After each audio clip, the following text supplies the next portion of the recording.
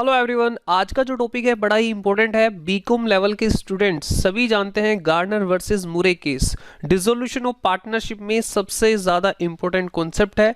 तो चलिए जल्दी से इस कॉन्सेप्ट को डिटेल में समझते हैं ताकि आपके जितने भी क्वेश्चंस हैं वो सारे के सारे इस कॉन्सेप्ट को समझने के बाद हो जाएं।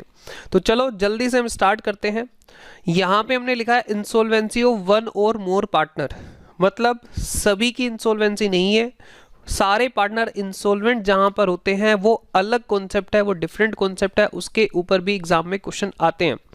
लेकिन यहां पे इंसॉल्वेंसी हो रही है एक पार्टनर की या एक से ज्यादा पार्टनर की। तो यहां पे ये हमने लिखा है, ये टेक्स्ट है, ये बाद में हम पढ़ सकते हैं। और आज की वीडियो में जो हम कवर करने वाले हैं वो है गार्डनर वर्सेस मुरे केस स्टडी। ठीक है सर, चलिए तो यहाँ पे एक एग्जाम्पल से मैं अपनी सभी बातों को क्लियर करूंगा। ये कॉन्सेप्ट समझना आपके लिए बड़ा ही ज़रूरी है, बड़े सारे क्वेश्चंस पास्ट में इसके ऊपर पूछे गए हैं। तो गार्डनर वर्सेस मुरे, ये केस स्टडी है 1904 1904 की केस स्टडी है, इंग्लैंड का ये केस है। चलिए केस स्टडी को स्टार्ट करते हैं। यहाँ पर 3 पार्टनर थे, गार्डनर, मुरे एंड विकिंस।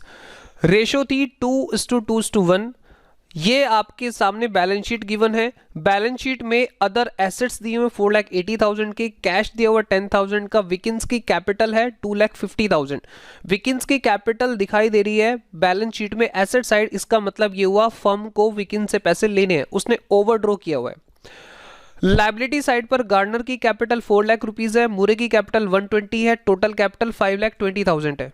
जनरल रिजर्व 20,000 के दिए हैं, क्रेडिटर 2 लाख रुपीज के दिए हुए हैं। इस तरीके से यहां पे एक बैलेंस शीट है। नीचे कहा गया है it was decided to dissolve the firm.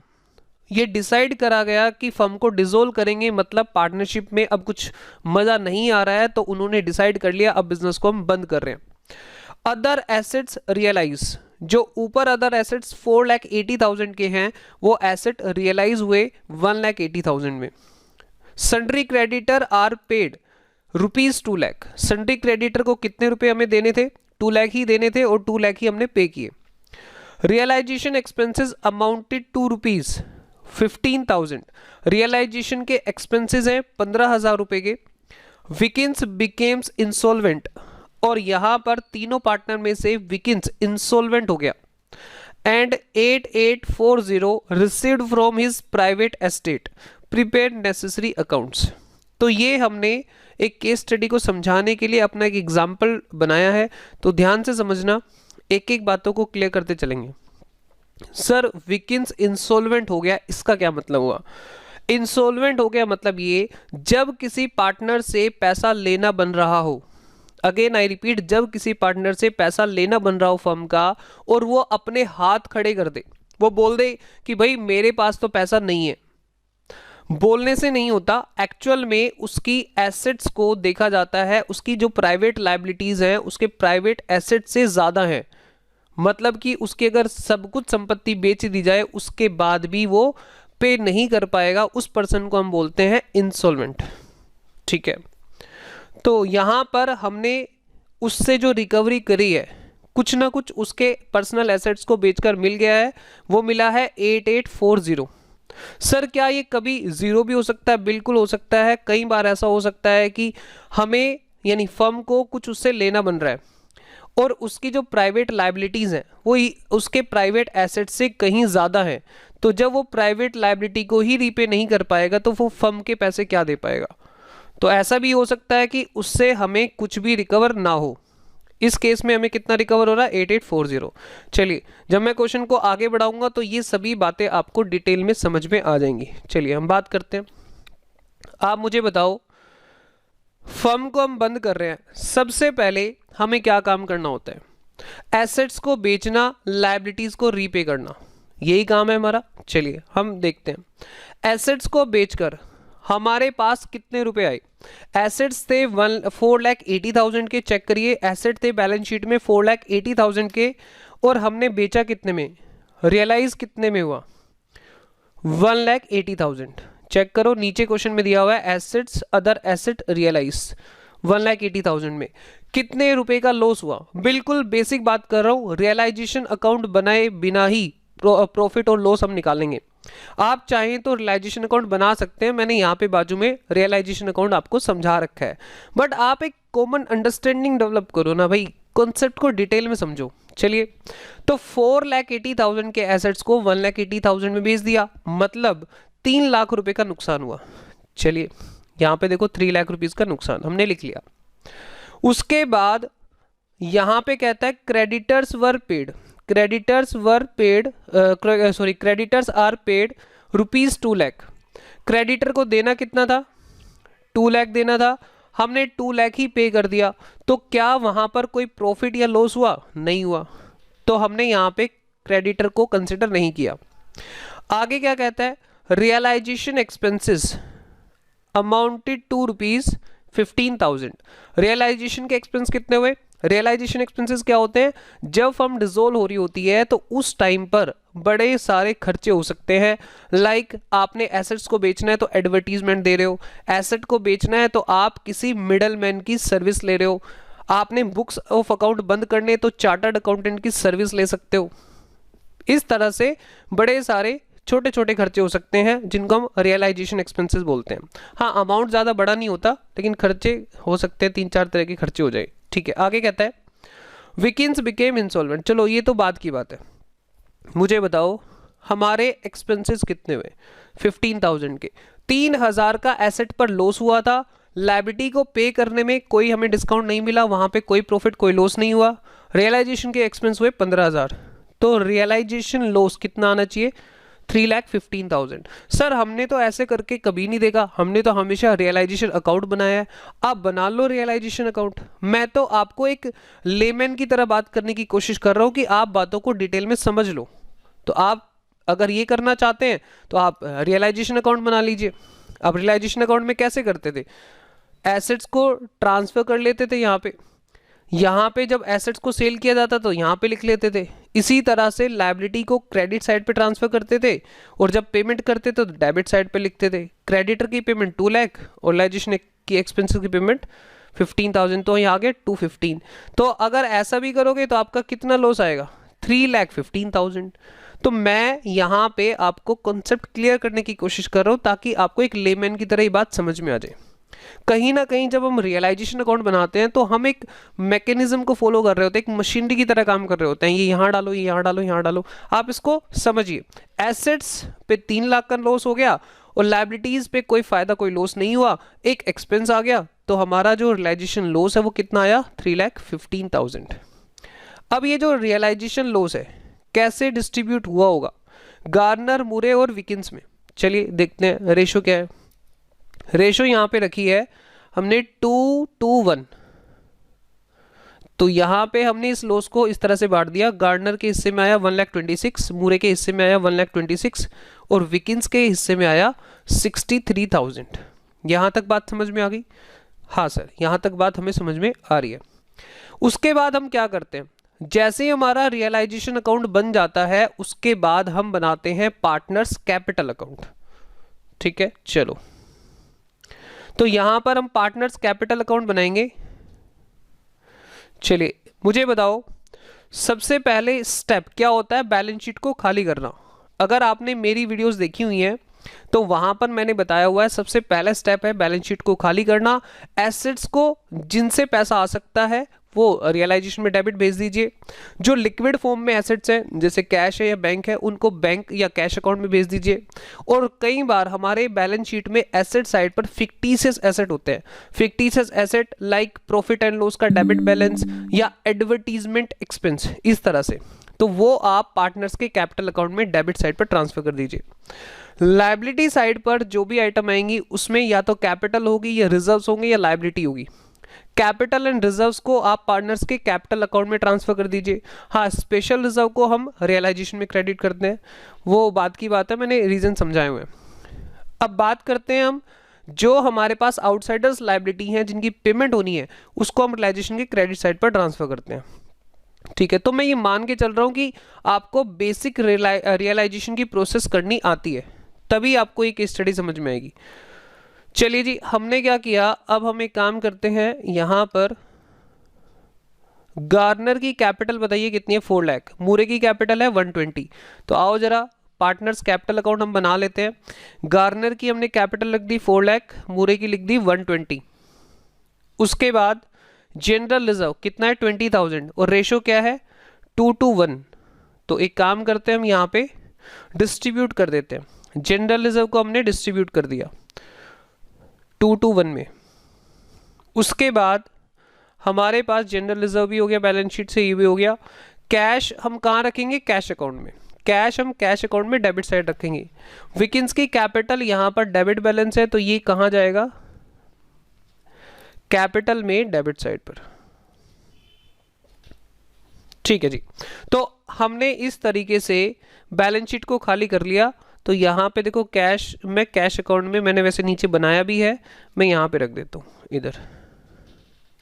तो ये हमारा पहला स्टेप होता है। चलिए अब हम यहाँ पे क्या करने वाले हैं, जो भी हमारे रियलाइजेशन अकाउंट बनता है उसके अंदर जो भी आइटम हमारी आती हैं उनकी डबल पोस्टिंग होती है।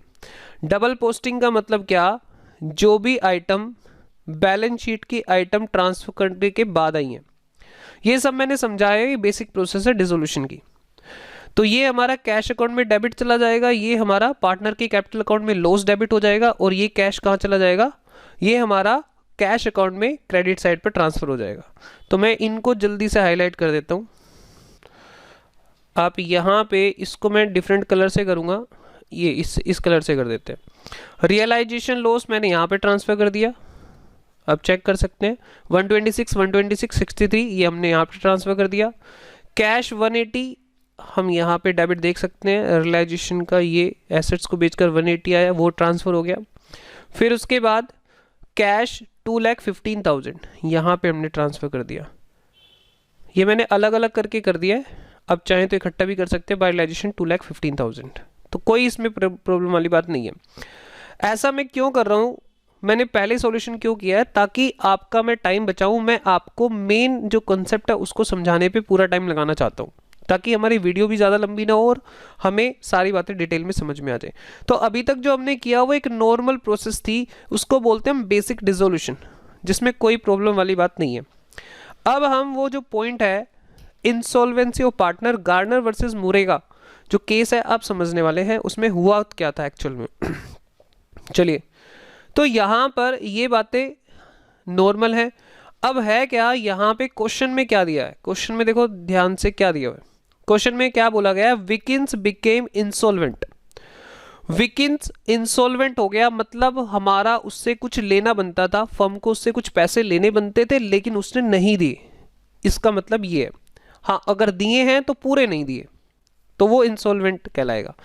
चलिए तो यहाँ पे हम देखते हैं, पहले हम क्या करेंगे, विकिंस की जो कैपिटल है उसका टोटल करेंगे। सबसे पहले आपको फोकस क्या करना है, ध्यान से। अब हम ये वाला गार्नर वर्सेस मुरे केस लो समझ रहे हैं अब, ठीक है, अभी तक सब बेसिक था। चलिए ध्यान से समझा। हम सबसे पहले जो पार्टनर इंसॉल्वेंट हुआ है, जो पार्टनर इंसॉल्वेंट हुआ है उसके ऊपर फोकस करना है बस। विकिंस इंसॉल्वेंट हुआ है तो विकिंस का आप डेबिट साइड का टोटल देखो कितना आता है। 2,50,000 उसका कैपिटल था, 63,000 का रियलाइजेशन का लॉस था उसके हिस्से में, तो टोटल कितना बना 3,13,000 यहाँ पे मैंने लिखा हुआ है। उसके बाद क्या करना है, आपको माइनस करना है। माइनस क्या करोगे आप, अगर मैं 2 मिनट के लिए यहाँ से हटा देता हूँ कुछ डेटा तो आपको शायद थोड़ा सा इजी लगेगा। ठीक है, ये कर लिया मैंने, नीचे कर दिया। मतलब आप ध्यान से अब देखिए, विकिंस का डेबिट में कितना बनता है 3,13,000, और यहां पर आप चेक करेंगे, यहां पर आप देखिए 4,000 यहां पे इसके जर्नलिज्म में आ रहा है, तो कितना लेना बनता है, कैलकुलेटर उठाइए कितना लेना बनता है। 3,13,000 लेस 4,000, 3,09,000 लेना बनता है। बोलो हाँ या ना, हाँ सर 3,09,000 लेना बनता है। अब जब गार्नर और मुरे विकिन से पैसे मंगा रहे हैं कि लाओ जी पैसे दो, आपके लेने बन रहे हैं, यानी फर्म को आपसे पैसे लेने हैं, तो उसके पास जब गए पैसे लेने तो उसकी यहां से कितनी रिकवरी हुई, मैक्स टू मैक्स कितनी रिकवरी हो पाई 8840, 8840। तो हमने यहां पे क्या लिख लिया, कैश कितना मिला 8840। तो हम यहां पे ऐसा लिखते हैं, विकिन से हमें कितना कैश आया 8840। लो भाई, विकिन से हमें कितना कैश आया, 8840 आ गया।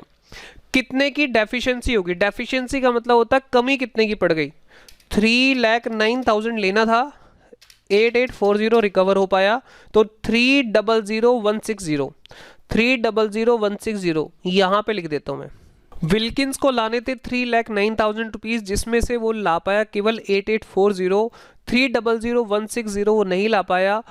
इसके ना लाने से फर्म को नुकसान हुआ, और ये नुकसान उठाना पड़ेगा गार्डनर एंड मुरे को, क्योंकि फर्म की अनलिमिटेड लायबिलिटी होती है, फर्म को अपने आउटसाइडर को पैसे देने हैं। अगर वो पैसे नहीं ला पाया तो इस लॉस को बियर करना पड़ेगा गार्डनर एंड मुरे को।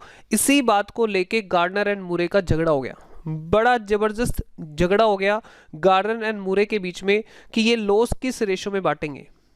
हर कोई अपना पल्ला झाड़ने की कोशिश कर रहा है। गार्डनर कहता है तुम इस पार्टनर को लेकर आए थे तो तुम इसका लॉस उठाओ, मुरे कहता है तुम इसका लॉस उठाओ, या कोई रेशो पे झगड़ रहे हैं, क्योंकि उन्होंने पार्टनरशिप डीड में ये बात तय की नहीं थी कि अगर कोई पार्टनर इंसॉल्वेंट हो गया उसका जो लॉस है वो किस रेशो में बांटा जाएगा। अगर उन्होंने पहले से इस बात को लेके एग्रीमेंट किया होता तो ये झगड़ा नहीं होता। अब ये झगड़ा इतना ज्यादा बढ़ गया कि उनको कोर्ट जाना पड़ा, और वो यहां पर जज साहब के सामने जाके खड़े हो गए, गार्डनर एंड मुरे। चलिए, तो जज साहब ने उनकी बातों को सुना और कुछ टाइम के बाद फैसला दिया गया कि ये जो लॉस है ये कैपिटल की रेशो में बांटा जाएगा। जज साहब ने ये जो कैपिटल की रेशो दी, इसके पीछे जो रीजन हो सकता है वो ये हो सकता है कि जो जितना ज्यादा वेल्दी होगा वो उतना ज्यादा लॉस को बियर करने में सक्षम होगा। तो इसलिए जज साहब ने कहा कि ये जो लॉस है वो आप कैपिटल की रेशो में बांट लीजिए। जज साहब ने एक बात तो ये बोली, तो हमारे लिए है कैपिटल की रेशो आइडेंटिफाई करना, कैपिटल की रेशो कैलकुलेट करना कि कैसे कैपिटल की रेशो कैलकुलेट होगी। और दूसरा जो उन्होंने फैसला सुनाया वो है कि रियलाइजेशन का लॉस जो कि सॉल्वेंट पार्टनर के हिस्से में आया है, जो हमने पार्टनर कैपिटल अकाउंट में डेबिट किया है, वो कैश में लेकर आएंगे। ठीक है, तो ये दो बातें उस डिसीजन में आई। चलिए, अब हम बात करते हैं कैपिटल की रेशो। तो कैपिटल की रेशो कैसे निकाली जाएगी? आपको कैपिटल की रेशो निकालनी है बैलेंस शीट से। यहां पे आओ, यहां पे आप देखो कि गार्डनर की कैपिटल कितनी है, मुरे की कैपिटल कितनी है। गार्डनर की कैपिटल आपको दिखाई दे रही है 4 लाख रुपीज, मुरे की कैपिटल दिखाई दे रही है आपको 1,20,000।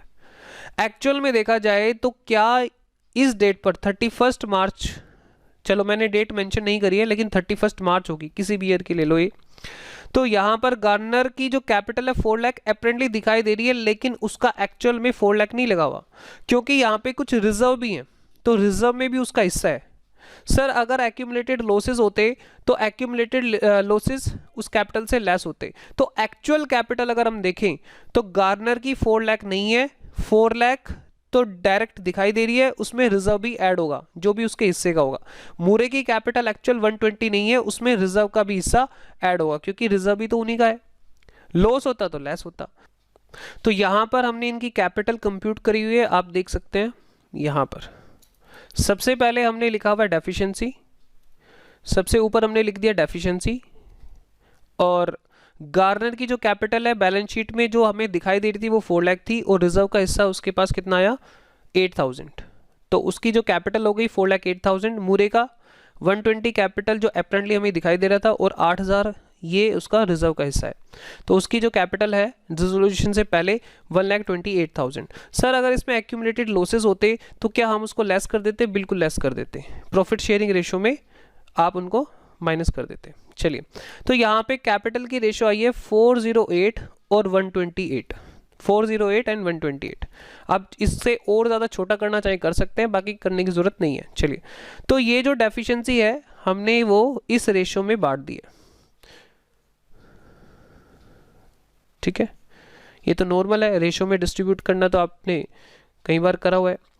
और उसके बाद जब हमने ये रेशो में डिस्ट्रीब्यूट कर दिया है तो उसके बाद आप यहाँ पे देख सकते हो हमने ये एंट्री करी है, आप इसको ध्यान से समझिए। ये एंट्री क्या हुई? गार्डनर की कैपिटल यहाँ पे डेबिट हो गई 22,480 से, मुरे की कैपिटल डेबिट हो गई 71,680 से, और विकिंस की कैपिटल हो गई क्रेडिट 3,00,160। तो आप फटाफट से इनकी पोस्टिंग कर दीजिए। गार्डनर की कैपिटल में डेबिट आएगा, यानी उसके कैपिटल से ये पैसा कटेगा 228,480, मुरे की कैपिटल से पैसा कटेगा 71680 और विकिंस की कैपिटल में क्रेडिट पे ट्रांसफर होगा 300160। तो मैंने इसकी पोस्टिंग की हुई है यहाँ पर, फटाफट से मैं इसकी पोस्टिंग डाल देता हूँ। ये चली जाएगी आपके क्रेडिट साइड पर यहाँ पर, ठीक है। इसी एंट्री की हमने पोस्टिंग डाली है। उसके बाद यहाँ पर डेबिट साइड पे हमने ये डाल दी, इसी एंट्री की दूसरी पोस्टिंग यहाँ पे डाल दी, विकिंस की कैपिटल डेबिट 228,480 और 71680। तो आपको यहाँ तक बात समझ में आ गई है, ठीक है। अब जज साहब ने दो बातें कही थी। पहली बात कि आप जो ये डेफिशिएंसी है इसको बियर करोगे कैपिटल की रेशियो में, पहली बात हमने पूरी कर दी। दूसरी बात की थी कि जो रियलाइजेशन का लॉस है उसको लेकर आएंगे सोल्वेंट पार्टनर। तो हमने यहाँ पर जब लॉस लेकर आएंगे तो पैसा आएगा बिजनेस में, cash account debit to partners capital होगा, तो ये एंट्री आ जाएगी इस तरफ। आप चेक करिए, गार्नर का रियलाइजेशन लॉस 126 था तो यहाँ पे क्रेडिट हो गया, और मूरे का 126 था तो 126 यहाँ पे क्रेडिट हो गया। सर ये हमने बात तो समझ आ गई, हमें कैपिटल रेशियो भी चलो समझ में आ गई है, लेकिन ये समझ नहीं आया कि जो ये लॉस है वो लेकर क्यों आएंगे, ये बात कुछ समझ नहीं आई। जज साहब को तो सिर्फ एक बात बोलनी चाहिए थी, क्या कि कैपिटल की रेशियो में बांट लो, कोई रेशियो जिस बात पे झगड़ा था उसका डिसीजन दे देते, तो ये क्यों लेकर आए। तो इसको समझाने के लिए मैं यहाँ पे आपको दोबारा से अपनी बातों को डिटेल में समझाना चाहता हूँ, ध्यान से समझिएगा। यहाँ पे फर्म के पास ओपनिंग में कितना पैसा पड़ा है, ध्यान से बताओ, फर्म के पास ओपनिंग में कितना पैसा पड़ा हुआ है, ओपनिंग में कैश कितना है, बैलेंस शीट में कैश कितना है, जल्दी से बताओ। 15,000 का बैलेंस शीट में, नहीं 15 का है, 10,000 का, 10,000 का है सर, 10,000 का कैश बैलेंस शीट में है ओपनिंग में। एसेट्स को बेचकर कितना पैसा आया, एसेट्स को रियलाइज करके हमारे पास आया 1,80,000, ठीक है। अभी हमें जो विकिंस है उसने भी कुछ पैसा दिया था, विकिन से कितना पैसा आया 8840, विकिन से ये पैसा आया था। चेक करो, ओपनिंग में 10,000 था, एसेट्स को बेचकर 180 आया, विकिन से हमने कलेक्ट किया 8840। चलिए तो हमारे पास टोटल पैसा अभी तक कितना आया 190 प्लस 8840, हमारे पास पैसा आया 198,840। ये तो हमारे पास पैसा इकट्ठा हुआ, कुछ शुरुआत में था, कुछ एसेट को बेचकर आया, कुछ पार्टनर से रिकवरी हुई। अब ये जो पैसा है हम रियलाइजेशन एक्सपेंसेस की पेमेंट करेंगे, आउटसाइडर्स की पेमेंट करेंगे, तो हम सबसे पहले करते हैं रियलाइजेशन एक्सपेंसेस की पेमेंट, क्योंकि वो खर्चे हमें उसी टाइम पे करने होते हैं, वो उधार नहीं करता कोई भी, क्योंकि फर्म बंद हो रही है तो इसलिए कोई भी उधार नहीं करता, साथ के साथ पैसे ले लेता है। तो रियलाइजेशन के एक्सपेंसेस अगर क्वेश्चन में आप देखेंगे तो 15,000 के हैं ऊपर, यहाँ पे रियलाइजेशन एक्सपेंसेस 15,000 है, और क्रेडिटर की जो पेमेंट होनी है वो कितनी है, वो होनी है 2 लाख रुपीज़ की। क्रेडिटर की जो पेमेंट होनी है वो 2 लाख रुपए की होनी है। तो क्या हमारे पास पैसा है क्रेडिटर को पे करने के लिए, चेक करो, क्या हमारे पास क्रेडिटर को पे करने के लिए पैसा बचा, नहीं बचा। अब यहाँ पे क्रेडिटर लोग लाइन में खड़े हुए हैं क्योंकि पैसा अभी नहीं आया, अभी झगड़ा चल रहा है, किसका चल रहा है, गार्नर का और मुरे का, वो कोर्ट में बैठे हुए हैं, दोनों झगड़ रहे हैं कि पैसे कौन लाएगा कौन लाएगा। अब दिक्कत क्या है, वो पैसे नहीं ला पा रहे हैं और यहाँ पे क्रेडिटर बेचारे लाइन में खड़े हुए हैं।